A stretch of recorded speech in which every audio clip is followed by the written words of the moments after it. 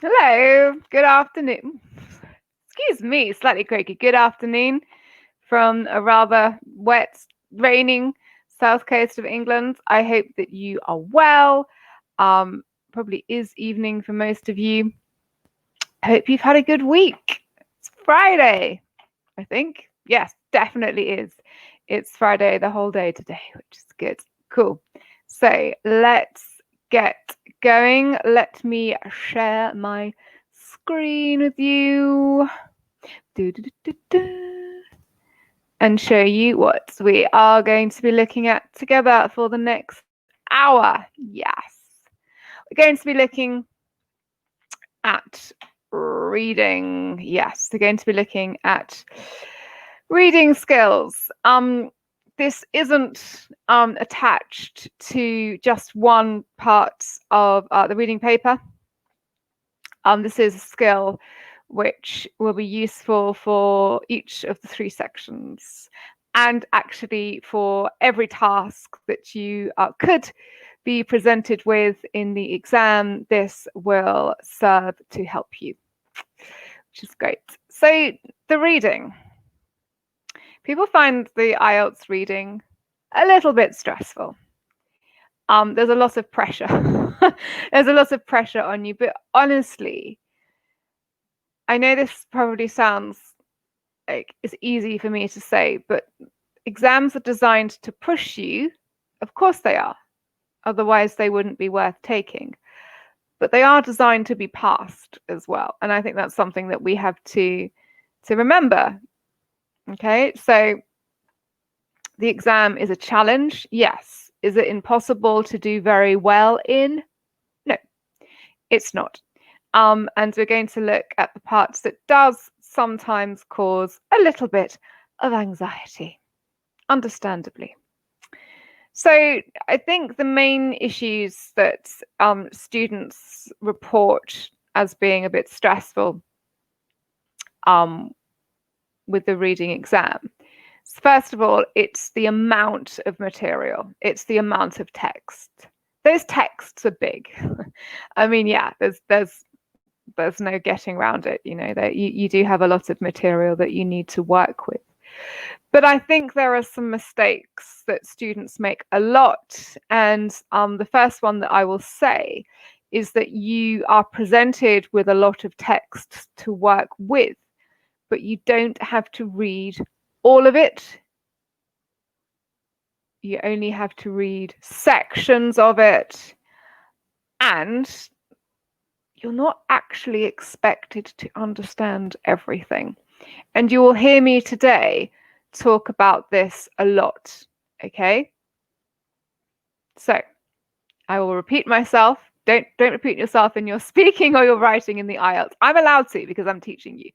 But I will repeat it. You are not expected to understand everything, every word, every phrase in the reading paper. That is part of the test. How you deal with unknown vocabulary. Okay. So what we're going to look at today is we're going to look at some synonyms, but mostly what we're going to focus on as well is how to manage unknown vocabulary. That's kind of the main focus of the lesson today. Synonyms will come up, but it's not the identification of synonyms so much. It's how synonyms is a great word. Synonym. It's how synonyms. I can't stop saying it now. It's how synonyms will assist you in the exam, and they will. Okay, so don't worry, it'll be fine. I'll try not to count how many times I say unknown vocabulary and synonyms in the next hour. I think it's probably going to be quite a lot, but we'll all cope. You'll know the meaning of the word by the end of this hour, and you'll certainly know how to pronounce it in my very strong Southern English accent. Okay. Now, I chose my wording really carefully here. I always do. How to manage. Now, sometimes we say how to cope with, and to cope with or deal with kind of suggests there's a problem. It's not a problem, it's an expected an expectation that you will have unknown vocabulary. It's not an issue. It's not a bad thing. It's just part of the exam. So I want to be careful not to be negative about unknown vocabulary, because there's no point being negative. It's just something that that you have to deal with. So we have to deal with it. You'll be fine. Okay. So no voice. You can't hear me? Can you hear me now?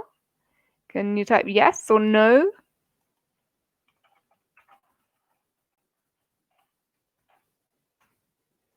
Can you hear me?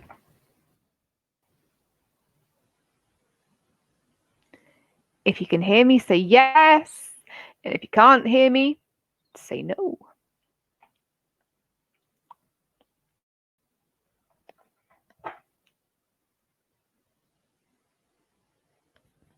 No?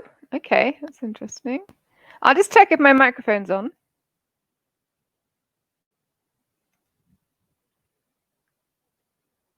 Okay. Oh, you can hear me. Okay. Thank you. Abbas, it might be a problem with your hardware. Maybe that's an issue there. Thank you. Thank you, Mamuna. Yes, it might be. I think all my settings are saying that I'm on okay. So maybe log out or log back in again. Maybe check your hardware is okay. Hello, Salim. Yeah, make sure, because it seems that that others are able to hear me okay. So maybe try. That's what happens when I can't hear something when I'm listening to a broadcast. So log back out and log in. Just check that all your settings are okay. Well, at least everyone else can hear me, which is good. I'll speak loudly. I'm in England. It's a long way away, so I will speak up. I will speak up. Okay. So you can hear me now. Very good. Very good. That's great. Okay.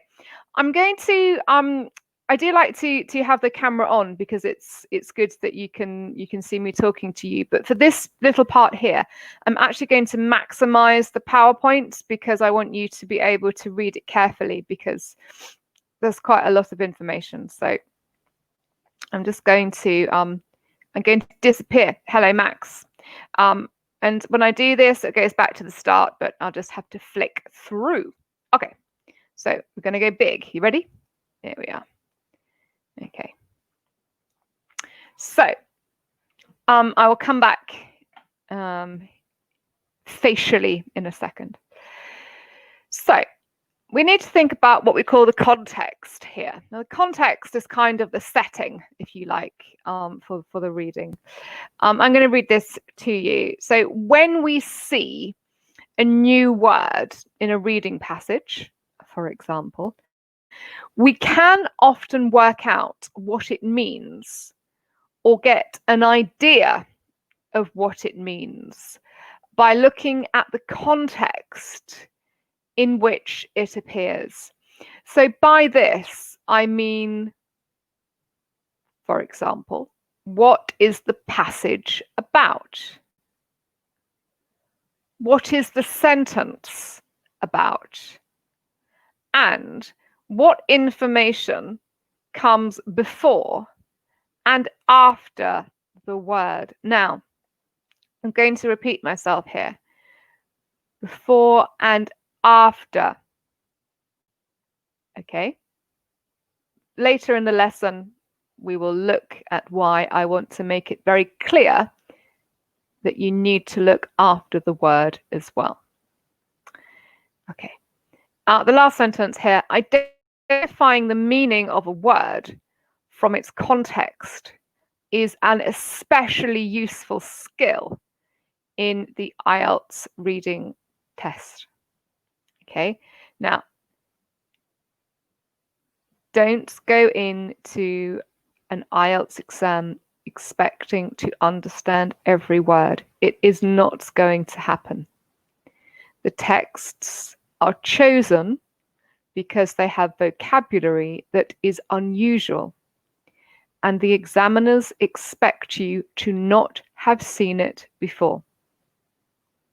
So, what they are testing is not that you know every word in the English language, because that's impossible. It's never going to happen. English has an enormous amount of words, most of which we don't use, a lot of which we do, but they choose these passages really carefully because they want to see not that you know every word, but how you react to words that you have not seen before. Are you able to work out their meaning by clues in the text? And after this lesson, of course you will be. Okay. Okay, so we have 4 words here. Okay, you might have seen these words before. I'm going to read them, so you might recognize the sound of the words. If you have seen them before, that's brilliant. That's great.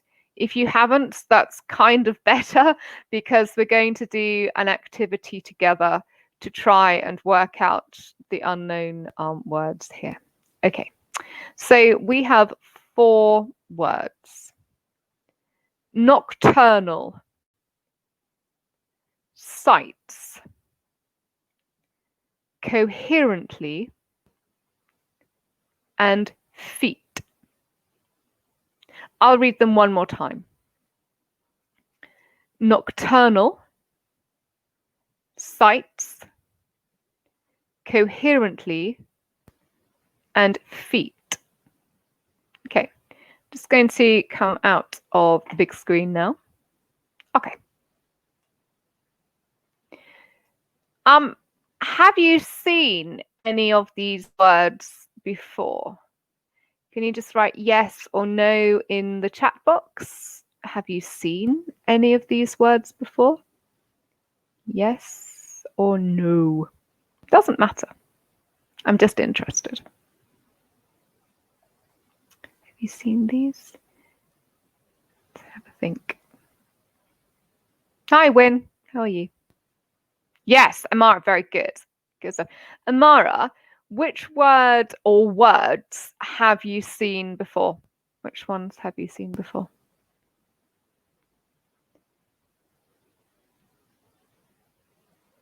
Typing away, typing your answer.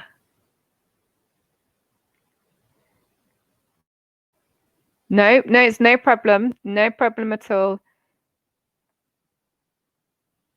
If you haven't seen them before. Okay.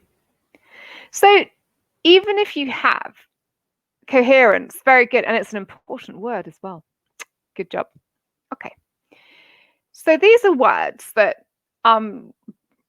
British people, I'm trying to think, do I use? No. Well, one of them I do use quite a lot. One of them I see quite a lot, but I'll explain why in a second. These are words that I'm using the example of an educated person whose English is their first language. Okay, this is not the type of vocabulary that people use every day. I would say it's really specific. Okay, it's academic, but it's academic to certain areas.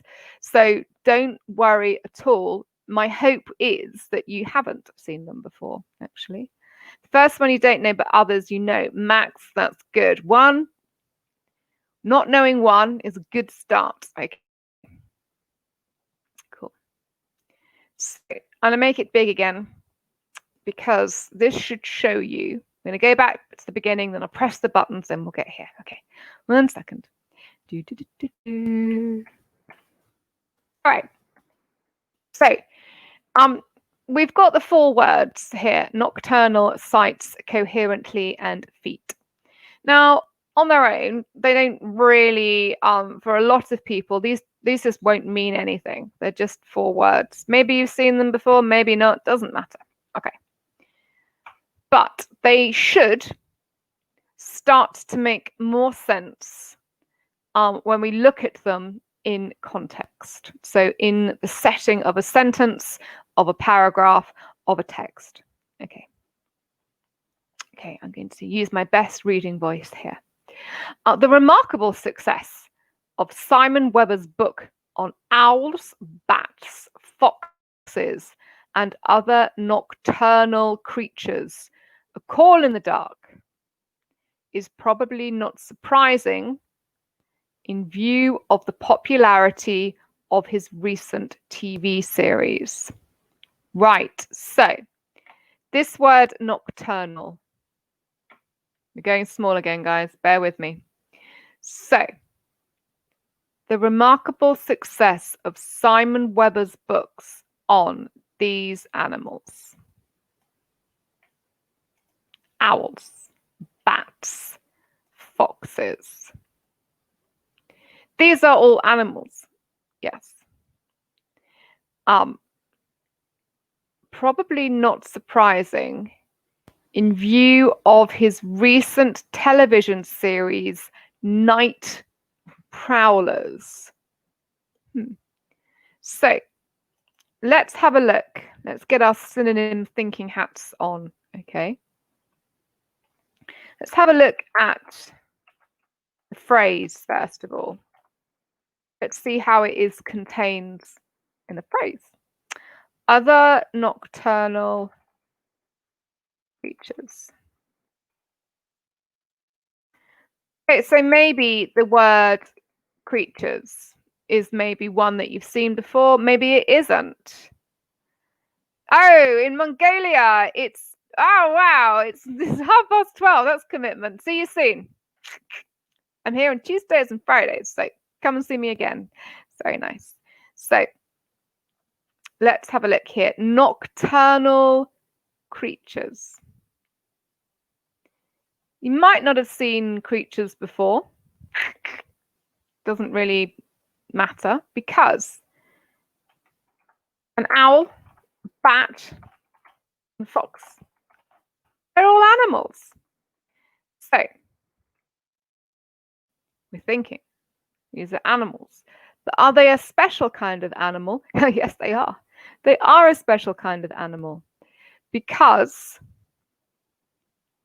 we look on, they come out at night. Ah! So nocturnal means an animal who operates, is active at night. You see, the clues are there. Yeah, you see? It's no problem. It's unknown vocabulary, it's fine. So let's read on a little bit further. Let's have a look at the second one, sights.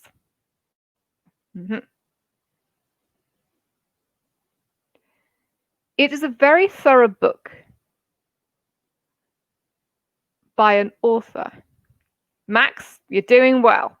You've got 2 synonym points from me. Very good. That's good for a Friday. It's a very thorough book by an author who is an expert in his field and who has clearly done a lot of research. Doing research and doing a lot of it is a good thing. In addition to describing his own findings, he cites the research carried out by others. Right, so again, going to look at this as a phrase.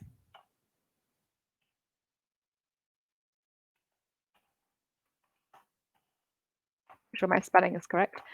Done by others. Shazam.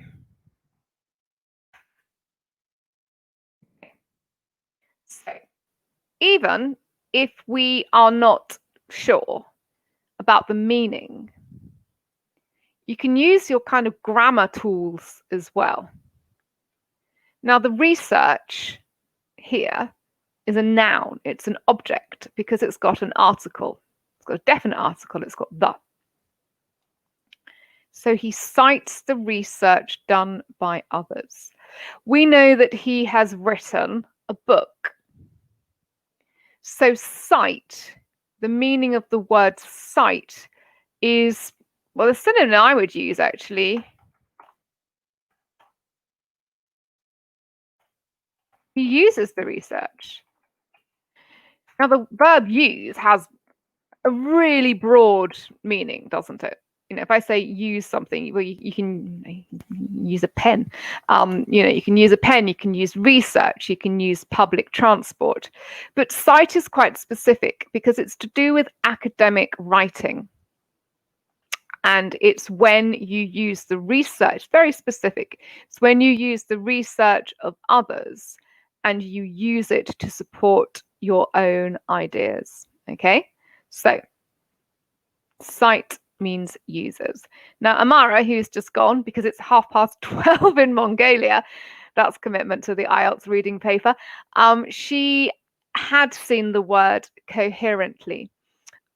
It's a word that I do use a lot. I use it a lot with the speaking and the writing because it's one of the writing and speaking criteria. Is fluency and coherence is in your speaking, and your coherence again is marked 25% of your mark. Yes, exactly, Mamuna. It takes reference from previous work. Often it's not your own work, often it's work of other academics, but it's very specific. It's to use other people's ideas in your own academic research or writing. Exactly. So let's have a think. So I mentioned that your fluency and coherence, and in your writing, your written coherence as well. So he writes coherently on the subject.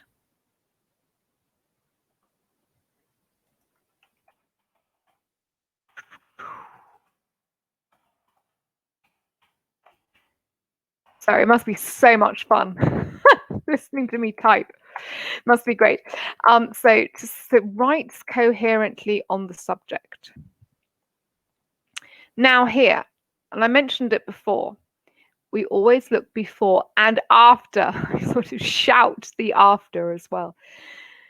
Always look after the unknown vocabulary because, to be honest, that's often where a lot of the information that will help you to find out the meaning actually is. It's kind of sort of 50-50, it's often before, it's often after as well. Okay, so let's have a look how this text continues. He writes coherently on the subject, beginning by looking at basic facts before discussing progressively complex theories. Sounds pretty good. Without once confusing his readers. Okay. So here, it's opened out a bit more. We have to think about the word in the phrase, which I've just typed for you. He writes coherently on the subject. And if we open it out a step further to look at the sentence, writes coherently without once confusing his readers.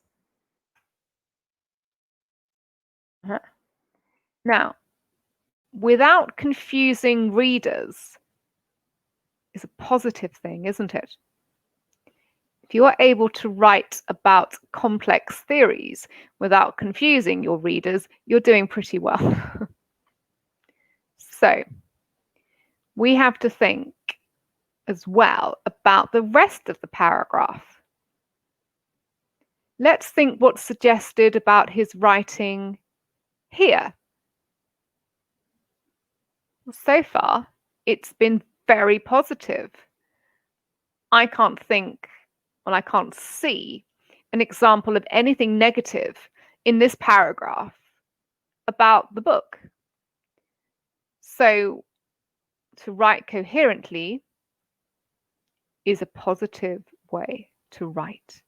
It means your writing is structured well, it's organized well, it's including a lot of information, but is accessible to the people that are reading it.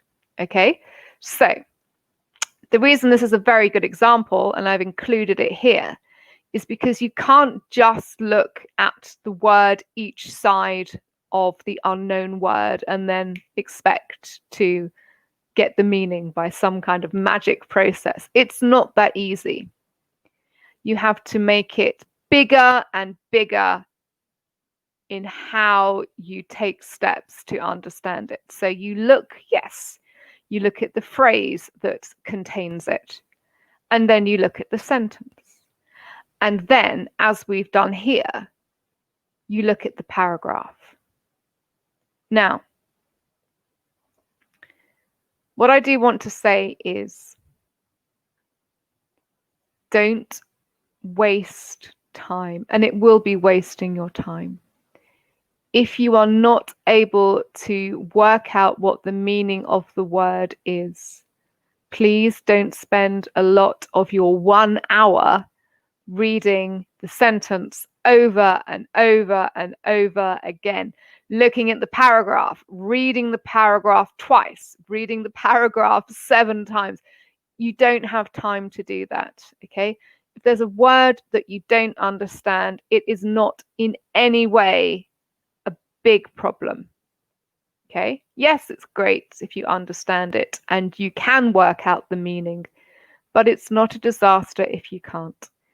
We will be looking in a moment at some techniques that you can use to find the meaning in the sentence, but even though I'm saying with this particular word, look at the phrase, look at the sentence, and look at the paragraph, please, you're not going to have some magic moments where you suddenly understand the meaning of a word by reading a paragraph a number of times. If you don't know the word quite quickly, it's not going to happen. So use your time mindfully. Okay. And the last one is this is a remarkable feat, considering the complexity of the subject and the science that is often involved. Okay. So again, we might not know the word feat. We might have heard it, but we haven't seen it spelt like this before with an A. This has nothing to do with your legs. Okay, feet here. This is a remarkable feat. Feat here means an achievement. Because again, we've got to the end of the paragraph. We've taken in, and hopefully we've understood a lot of information here. I mean, you've gone through a lot of things that you will understand. So considering the complexity. So he's talked about something which is really involved, very detailed, very clever. It's not the strongest synonym to use here. And the science that's often involved as well. So, okay. It takes time and it takes practice. And I think the most important thing, and it drives students crazy, when I say to them, you're not going to understand every word. And they're like, but that you can't. That's not the idea. I've known students that have sat with Google Translate, like translating every word of an IELTS reading. It took them about a week. It's not going to happen, guys. So you just have to really get over that. I know it's not great for your confidence that you think, okay, I'm going into an exam and I'm not going to understand everything, because our education has always been that the only way that you can successfully operate in an exam is by understanding everything that you're going to read. And it's really strange that people like me are telling you that's probably not going to happen. But what they're focusing on is you using skills to do the best that you can to understand as much as you can. Okay, so let's have a look at the next slide. 1 second.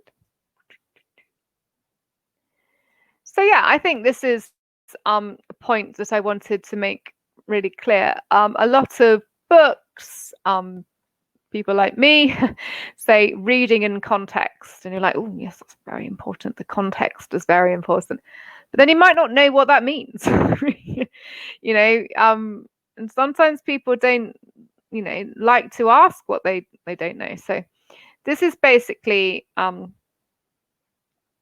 what the point is. Okay. If you don't understand a word, and I think I've made it very clear in the past 30 minutes that you won't, you'll need to look at the information around it. This is in bold, so this is very strong. This means looking at the sentences before the difficult word and after it. Another method, and we spoke about a short time ago, is to look at the paragraph before and after to get a better idea of what the meaning could be.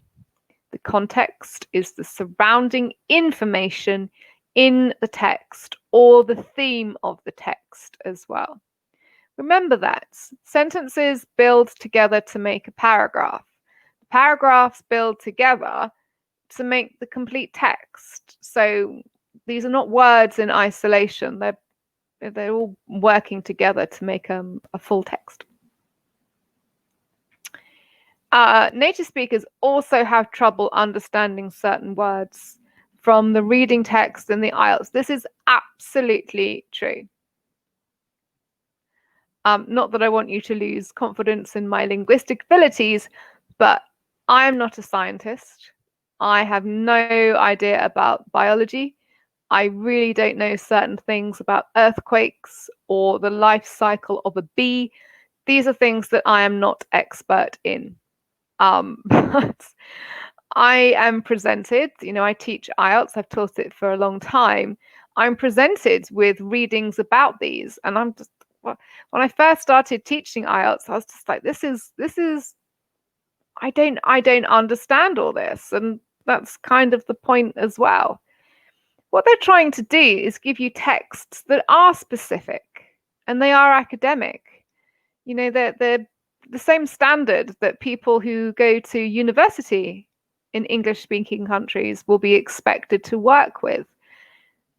So they have to give you texts that, you know, are hard and that you don't necessarily require specialist knowledge to understand, but you know, you have to have ways of trying to work out the words that you don't know. You could be really lucky. You know, you could be really lucky and there could be an area of your expertise or that you've studied before and it comes up in the IELTS reading. That would be really lucky. And it does happen. You know, it does happen, but don't think it necessarily will happen. And it's not a bad thing. Okay. So native speakers also have trouble understanding certain words from the reading in the IELTS. However, it is possible to make an accurate guess. The title of the text, so important, will give you a good idea of what the word could mean. Key point. You do not have to understand every word in the IELTS reading texts, and you shouldn't read the whole text. Now, if you've been to our reading sessions before, this is something that we do make very clear. You don't have time. You don't have time, and it's not necessary to read the text in its entirety. The tasks that you are set for the test will tell you what you need to do and which areas of the text you need to look at. Okay, so these are things that will help you with the timing because you've got a lot to do in an hour. It's not impossible. You've got a lot to do. Okay, So let's have a look at an example of guessing the meaning from context. So to make it clear, I've got some colours here. We've got blue and red. So the red is the unknown word, and the blue is the setting. It's the context. The emergency engineers worked on the project for almost 2 days without a break.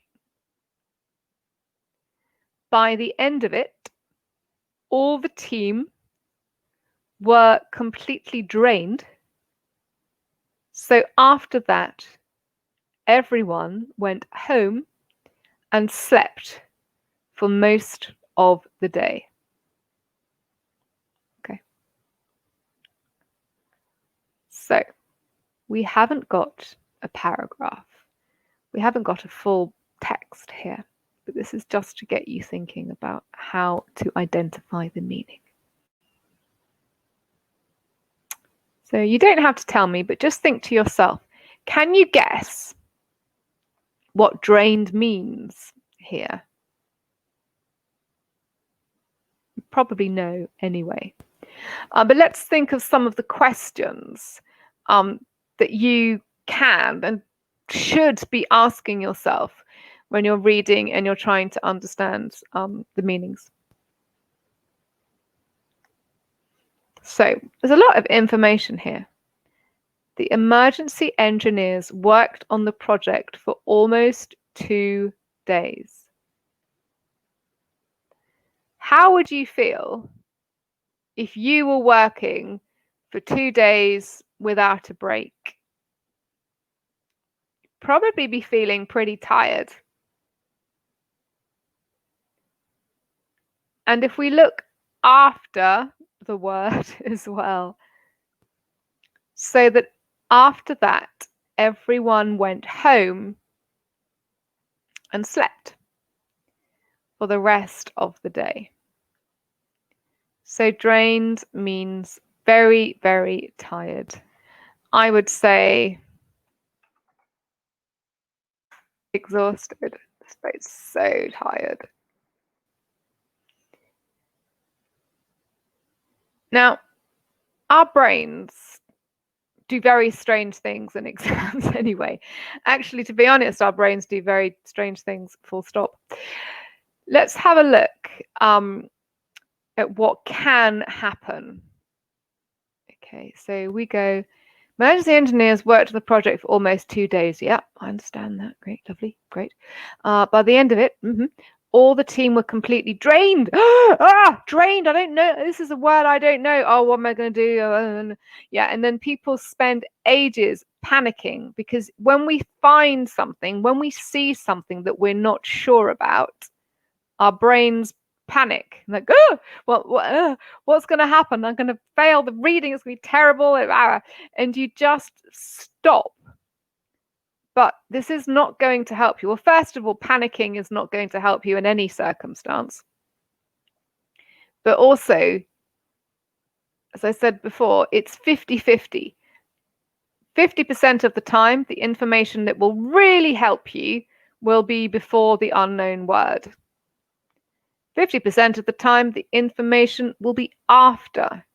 So don't let your brain going, stop you from continuing to read after. It's really important because you need to make sure that you have the whole idea of what is being talked about here. If you don't read after, you're not going to know, you're just not going to know what the word means. So keep calm. Remember, you don't have to go when you see a word you don't know. Read on. It will help you.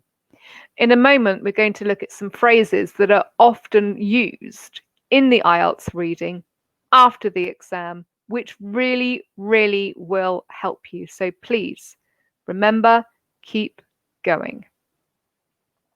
Don't stop. You haven't got time to stop. You've got 60 minutes. It's not a lot of time. Okay. So, these words or phrases, both. These are words that signal the examiner's being very helpful. They can be helpful. They signal answers in the text. So you'll have seen these words before. For instance, such as a type of, like, for example, and that is. Now, I'm sure because you're very good students that you're using all of these expressions in your writing and in your speaking. Absolutely, yes, of course you are. Of course you are. It makes examiners happy if you are. Now, usually, words like this, followed by a definition or a hint. A hint is another word for a tip, where you can use logic to accurately guess the meaning. Okay, so you've got an example here. Lots of the examples today about animals, for some reason. I like animals, and IELTS examiners like animals too. So, numerous creatures, humans included, are largely diurnal. Okay, so what we're not going to do is we're not going to see diurnal and start crying. No, we're not. We're going to be strong, and we're going to keep going because we're going to remember that the words afterwards are very, very important. Cool. That is, oh, hello. That is, you're thinking, okay, that is means I'm going to get some more information about the word. That is, they like to come out during the hours of sunlight. Yes, result. Brilliant. The reading has explained what the unknown word is. It's kind of done your job for you. And this comes up a lot because examiners want to see that you know to stay calm and you know to continue reading after the unknown word. And because you're very intelligent students, you know to do this and you will do it, and you will be very much rewarded by the fact that the necessary information is often right after the word. It's a good, we call it a convention of academic writing. When I'm writing academically and there's a phrase that we don't expect people to understand, it's kind of expected that you will explain it. It adds value to your writing to do this. I mean, the word diurnal, if I went out, if I went out into the city where I live, obviously 2 meters away from everyone with my mask on, and I started asking people, do you know what diurnal means? They'd like, what? No, this is not a word which is at all part of our day-to-day vocabulary. Okay, unless you're a scientist, and the particular type of scientist who deals with animals who like to do things in certain hours of daylight, you probably aren't going to know this. But look, it's there. The unknown word, which is the one in yellow, and that is, and they tell you what it means. It's very kind of them. So in the above example, you can really get a good idea of the meaning. The word diurnal means that animals usually come out in the daytime. Like us, they talk about humans. I mean, you just got to use your brains. You think, okay, humans generally, we are at our most active in the hours of daylight. You wake up at 6 and you go to bed at 10. I don't know. Sounds right. But you do your most productive hours of the day are when it's light. I'm in the UK and it's nearly November, so it's light for about 7 hours. It's not great. In the spring and summer, it's light for a very, very long time. But yeah, it's not good for a diurnal creature at the moment, I have to say. So yeah, Have a look. Before and after. Remember, look out for instance, such as, a type of, like, and for example. And that is. Okay. Let's read on a little bit more through the same text. Chronobiologists, they must be very clever, they've got a very long job title, are interested in what is known as the circadian rhythm. You might have seen or heard about the circadian rhythm before. If not, it's no problem. Why is that? Because afterwards we've got this is the complete cycle our bodies are naturally geared to undergo within the passage of 24-hour day. Amazing, they've done it for you. So again, in this example, it's a very clear definition of what circadian rhythm is. The IELTS examiners are thinking, most students are going to see circadian rhythm and just go, but you're not. You're going to be calm, you're going to read on, and your reward will be finding out the definition of the word. Now, the next sentence as well, we're still talking about sleep and hours and animals. The average urban resident, for example, rouses at the eye-blearing time of 6:04 a.m., which researchers believe to be far too early. Oh no, I wake up at 6. It's all right. I'm fine, kind of. So, the word rouses. Might have seen it before. Brilliant. Might not have done. Not a disaster. Because we've got some excellent information in the sentence. We've got a time. And we've got a key hint because we've got the word which. So, which is a relative pronoun and it is going to add information. So, again, this information is after the unknown word. Example, rouses at the eye-blearing time of 6. Well, 6 for most people is really early. And what are we talking about here?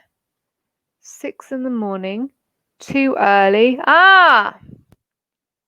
We're talking about waking up.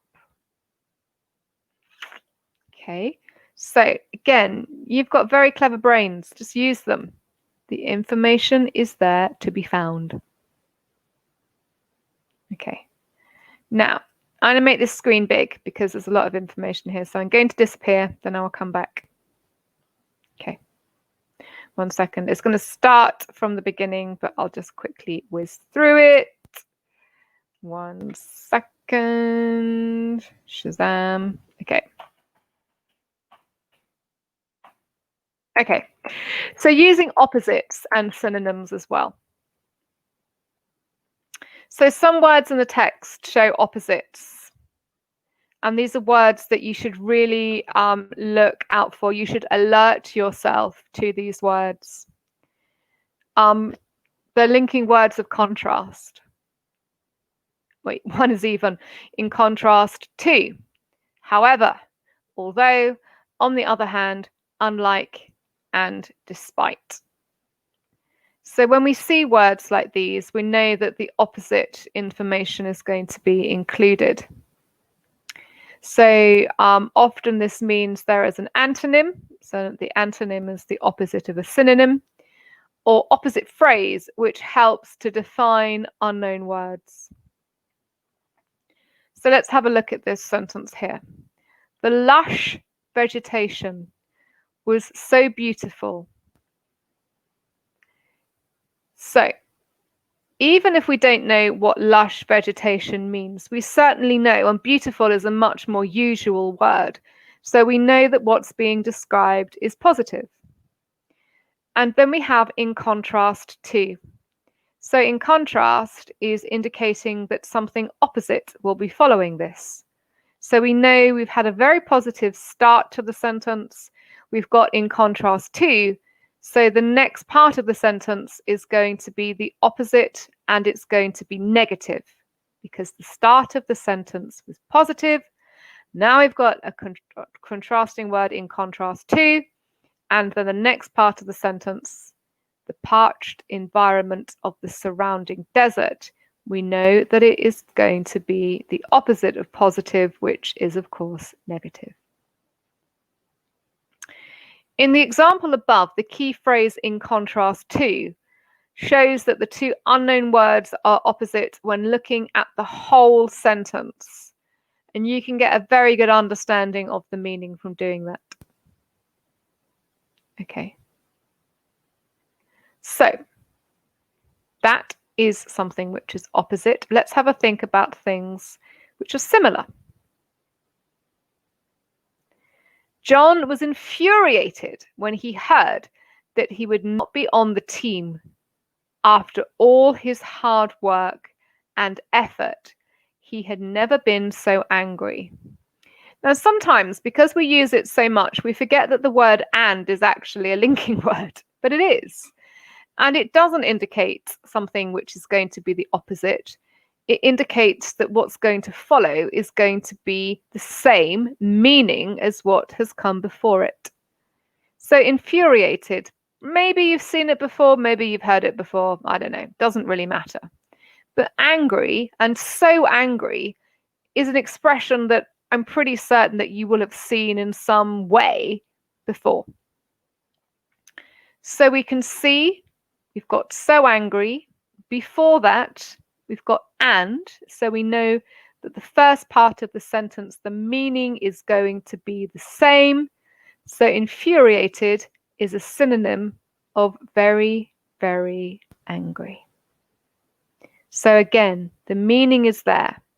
They're helping you. They're saying this is the opposite, and then maybe saying this is the same. Okay.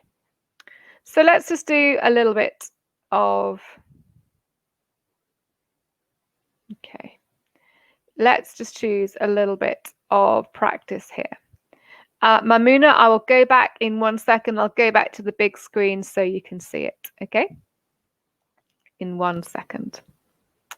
So, chronobiology. That's a good word, isn't it? Chronobiology might sound a little futuristic, like something from a science fiction novel, perhaps. But actually, it's a field of study that concerns one of the oldest processes life on this planet has ever known. Short-term rhythms of time and their effect. Okay, so I'm going to make this big screen now so we can see a bit better.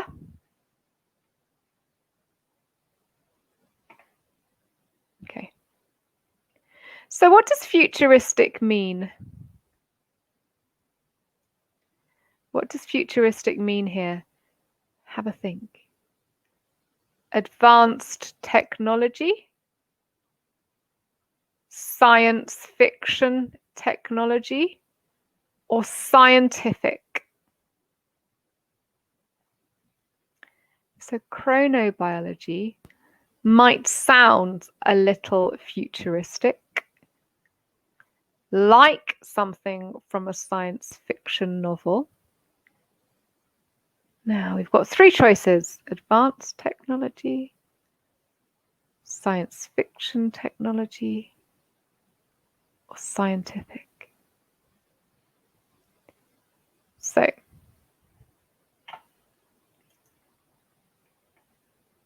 okay, what do you think?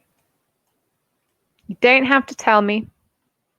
The process of actually working this out is most important. The correct answer is A. Advanced technology. So yes, it sounds like science fiction, but the word itself means advanced technology. Okay. All right. Let's have a look at the next one.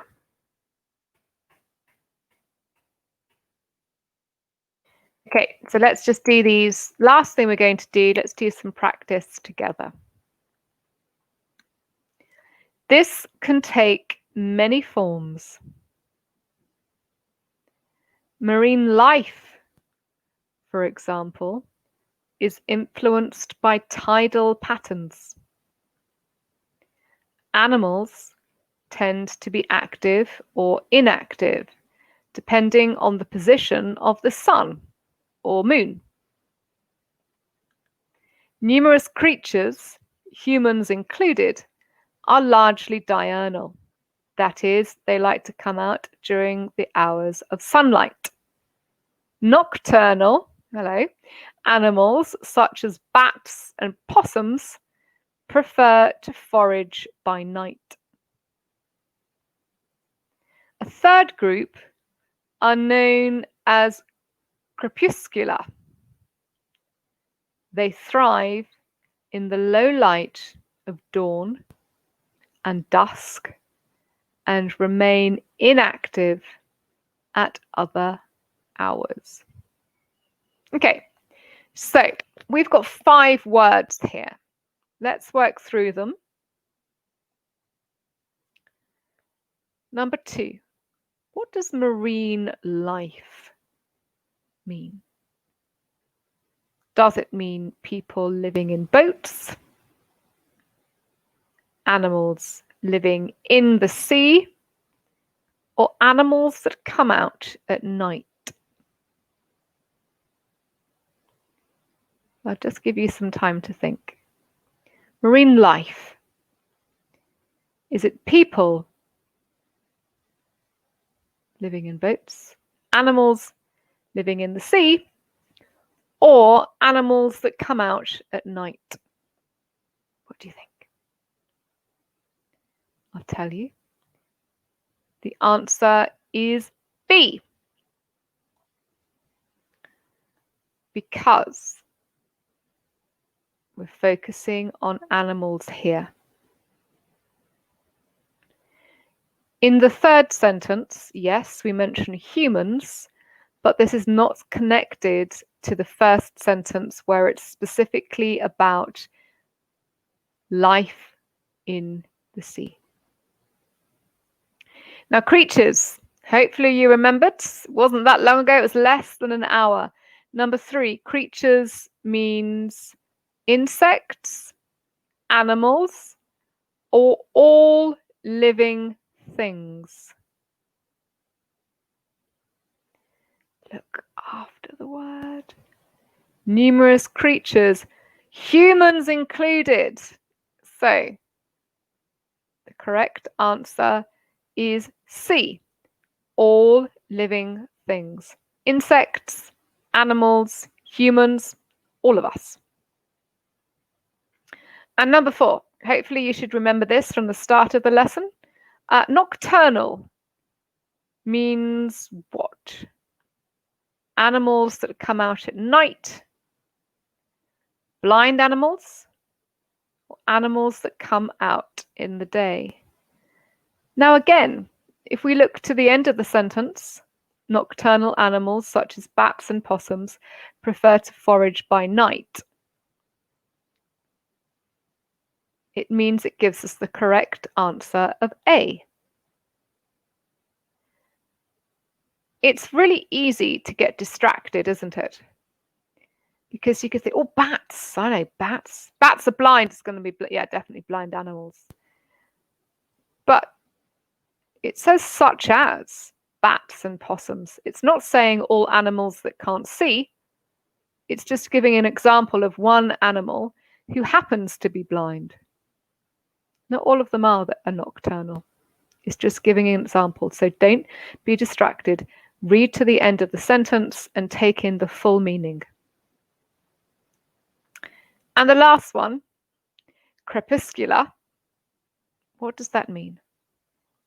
Okay. Animals that hibernate? Animals that come out at midday? No! No. It's C, isn't it? Animals that come out at low light And the specific example they give here is dawn and dusk. Probably doesn't mean that they come out very much, actually. It doesn't mean that they come out too much. What do they do the rest of the time?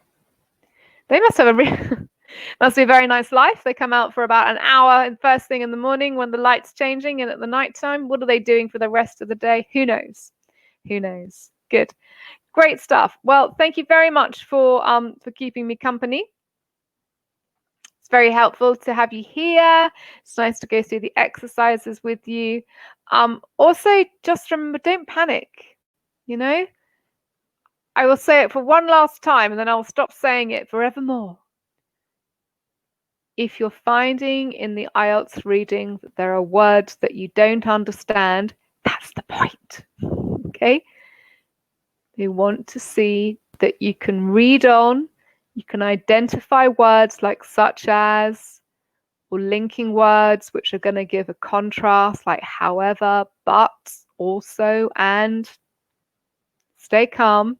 Trust me, the information, it's all there. All right. Have a good evening. Have a lovely weekend, and I will see you the next time. Thanks very much. Take care. Bye.